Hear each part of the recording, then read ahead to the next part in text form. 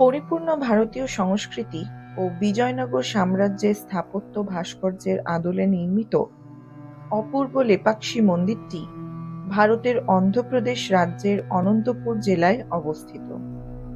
এই মন্দিরকে স্থানীয়রা বীরভদ্র মন্দির নামেও বলে থাকেন। এই মন্দিরের প্রধান দেবতা হলেন বীরভদ্র। বিজয়নগর রাজ অচ্যুতারায়ের আমলে সামন্ত ছিলেন দুই ভাই, বীরান্না এবং বিরূপান্না।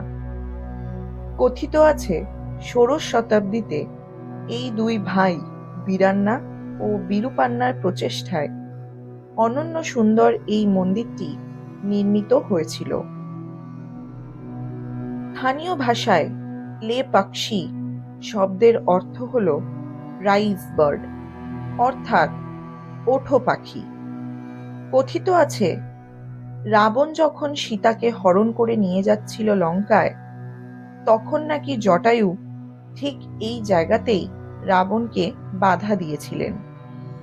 রাবণ তখন খড়গ দিয়ে জটায়ুর ডানা কেটে দিয়েছিল। তাই এই মন্দিরে সীতার একটি জায়েন্ট ফুটপ্রিন্ট পাওয়া গেছে এবং রাম যখন সীতাকে খুঁজতে খুঁজতে এই জায়গায় এসেছিলেন, তখন জটায়ুকে সেখানে আহত ডানা কাটা অবস্থায় পড়ে থাকতে দেখে ওঠো পাখি বলেছিলেন। সেই থেকেই নাকি এই জায়গার নাম হয় লেপাক্ষী। এই মন্দিরের অনতি দূরেই অবস্থিত ভারতের বৃহত্তম নান্দি মূর্তি। সমগ্র মন্দির জুড়েই রয়েছে অসামান্য কারুকার্য। মূল মন্দিরের ভিতরে শিব, গণেশ, বিষ্ণু, বীরভদ্র ইত্যাদি দেবদেবী ছাড়াও আরও নানান ধরনের দেবদেবীর মূর্তি রয়েছে এবং প্রত্যেকটি মূর্তির কারুকার্য দেখলে সত্যিই অবাক হয়ে যেতে হয়।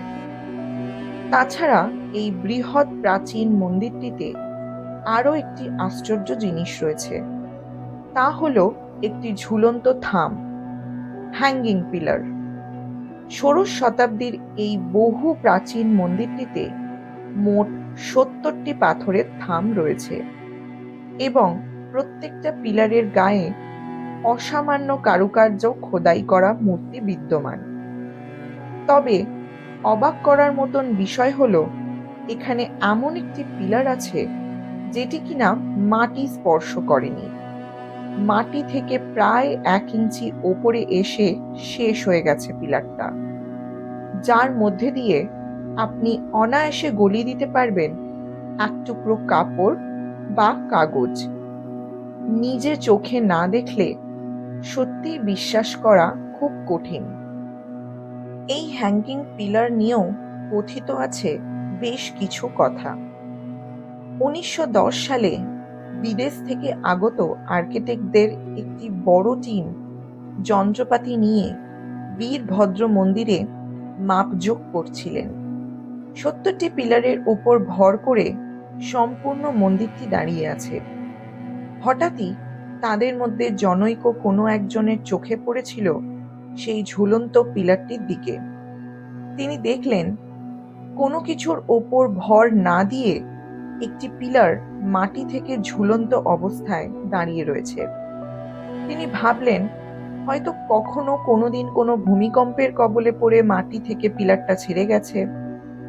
তাই তিনি অবিলম্বে পিলারটাকে ঠিক করার ব্যবস্থা নিলেন। আর্কিটেক্ট টিমটার প্রবীণ আর্কিটেক্ট সাহেব লোকজন নিয়ে লেগে পড়লেন মন্দির ঠিক করতে। কিন্তু ব্যাপারটাকে যতটা সহজ ভেবেছিলেন, ব্যাপারটা ঠিক তা নয়। পিলারটাকে তিনি সোজা করার চেষ্টা করেছিলেন। তাই তিনি ভাবলেন পিলারটাকে যদি ছাদ থেকে খুলে নিয়ে মাটিতে সোজা করে লাগানো যায়। যেই মুহূর্তে এটি করবার জন্য তিনি পিলারটাকে তার জায়গা থেকে একটু নাড়িয়েছেন, তিনি দেখলেন অন্য পিলারগুলোতেও ফাটল দেখা দিয়েছে। প্রায় সমগ্র মন্দিরটি একদিকে হেলে পড়েছে, যেন এক্ষুনি সমগ্র মন্দিরটা ধসে পড়বে। পরবর্তীকালে সকল আর্কিটেক্টদের সুবিধার্থে তিনি কাগজে একটি রিপোর্ট লিখলেন। এই মন্দিরের মেইন চেম্বারে যে পিলারটি ঝুলন্ত অবস্থায় রয়েছে, তাকে যেন কোনো অবস্থাতেই কখনোই নাড়ানো না হয়। নতুবা মন্দিরটির ভেঙে পড়া কেউ আটকাতে পারবে না। কিন্তু আজ পর্যন্ত কোনো স্থপতিকার বা ইঞ্জিনিয়ারের মাথায় আসেনি কিভাবে কোনো কিছুর উপর ভর না দিয়েও শতাব্দীর পর শতাব্দী দাঁড়িয়ে রয়েছে এই ঝুলন্ত থামটি। এছাড়াও এখানে বিশাল আকারের এক গণেশ ও একটি 7 হেডেড সার্পেন্টও পর্যটকদের ভীষণভাবে নজর কাড়ে। এই গ্রানাইট নির্মিত শিবলিঙ্গটি মূল মন্দিরটির পূর্ব দিকে বিশাল জায়গা নিয়ে বিরাজমান। সেই শিবলিঙ্গটিকে জড়িয়ে রয়েছে একটা বিশালাকায় পাথরের সাপ। সাপটা যেন অনেকগুলো ফনা তুলে ছাতার আকারে শিবলিঙ্গটিকে ছায়া দিচ্ছে। বিশাল বড় জায়গা জুড়ে নির্মিত এই প্রাচীন মন্দিরটি যেন দাঁড়িয়ে রয়েছে ইতিহাসকে সাক্ষী করে। এই শিবলিঙ্গটিকে পেরিয়ে যাওয়ার পর যেটি দেখা যায় সেটি হলো একটি অর্ধেক তৈরি হওয়া কল্যাণ মণ্ডপ, কল্যাণ মন্তপা। অর্থাৎ এই মণ্ডপটি সম্পূর্ণ নির্মিত হয়নি। কল্যাণ মণ্ডপ জিনিসটা কি একটু বুঝিয়ে বলি, তাহলে বুঝতে বোধহয় আপনাদের একটু সুবিধা হবে। কল্যাণ কথার অর্থ হলো মঙ্গল, অর্থাৎ কল্যাণ মণ্ডপে যজ্ঞ, বিয়ে, সামাজিক যে কোনো মঙ্গলময় অনুষ্ঠান এইসব হয়। কিন্তু এই মন্দিরের এই অংশটি সম্পূর্ণরূপে নির্মিত না হওয়ার পিছনেও কিছু মিথ চালু আছে। কথিত আছে রাজার বিনা অনুমতিতে বিরূপান্না রাজকোষ থেকে নিজের ইচ্ছে মতন মুদ্রা খরচ করে এই অসামান্য মন্দিরটির নির্মাণ কাজে ব্যস্ত ছিলেন।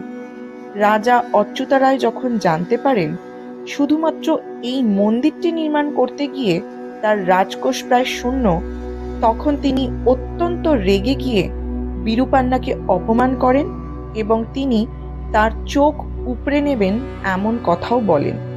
অপমানিত বিরূপান্না এই মন্দির কার্য সম্পন্ন করার আগেই নিজেই নিজের চোখ উপড়ে ফেলে দিয়েছিলেন সেই অর্ধেক তৈরি হওয়া কল্যাণ মণ্ডপে। সেই রক্তের দাগ এখনো আপনারা দেখতে পাবেন কল্যাণ মণ্ডপে।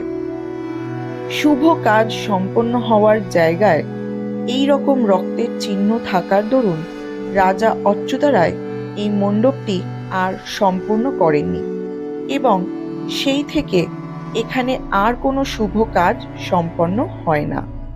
লেপাক্ষী মন্দিরটি হল ইতিহাস ও পুরাণের এক অসামান্য মেলবন্ধন। এই মন্দিরটিতে পরতে পরতে লুকিয়ে রয়েছে কত না জানা রহস্য। আর ঠিক এই কারণেই লেপাক্ষী ভ্রমণ পিপাসুদের কাছে খুবই আকর্ষণীয় একটি স্থান।